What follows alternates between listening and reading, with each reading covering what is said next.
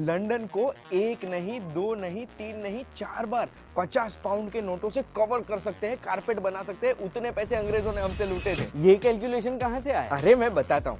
Oxfam ने एक report publish किया जिसमें ऐसा लिखा है कि 1765 से लेकर 1900 के बीच में यूके ने आज के रेट के हिसाब से $65 ट्रिलियन इंडिया से लूटे हैं। $65 ट्रिलियन।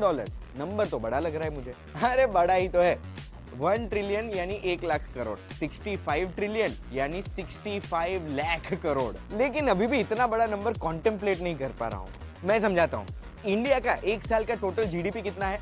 3.5 लाख करोड़ यानी 3.5 ट्रिलियन डॉलर्स का। यानी इंडिया में खर्च होने वाले सारे पैसे, सारे बिजनेसेस, सारे खर्च, सारी गवर्नमेंट स्पेंडिंग, सारे इंपोर्ट एक्सपोर्ट, सब कुछ ये एक साल का 3.5 ट्रिलियन डॉलर्स ही होता है। हाँ, और अब अगर यही टर्नओवर कंटिन्यू रखेंगे, 19 साल तक रखेंगे, तब जाकर 65 ट्रिलियन डॉलर्स इकट्ठा होंगे।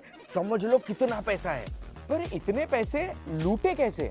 उसके लिए भी एक रिपोर्ट है। 2019 में उत्साह पटनायक ने एक रिपोर्ट पब्लिश की थी जिसमें भी ऐसे कुछ ट्रिलियंस ऑफ डॉलर्स की अमाउंट लिखी थी, पर उसमें ये एक्सप्लेन किया था कि कैसे लूटे गए थे। हाँ, कैसे?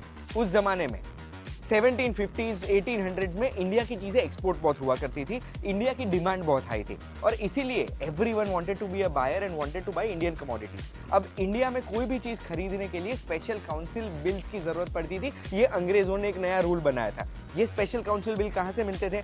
लंदन से सिल्वर या गोल्ड डिपॉजिट करने के बाद ये ट्रेजरी बिल्स उनको मिलते थे। ओके, और यही स्पेशल काउंसिल बिल्स इंडियंस को देकर के चीजें खरीद ली। अरे तू तो स्मार्ट है।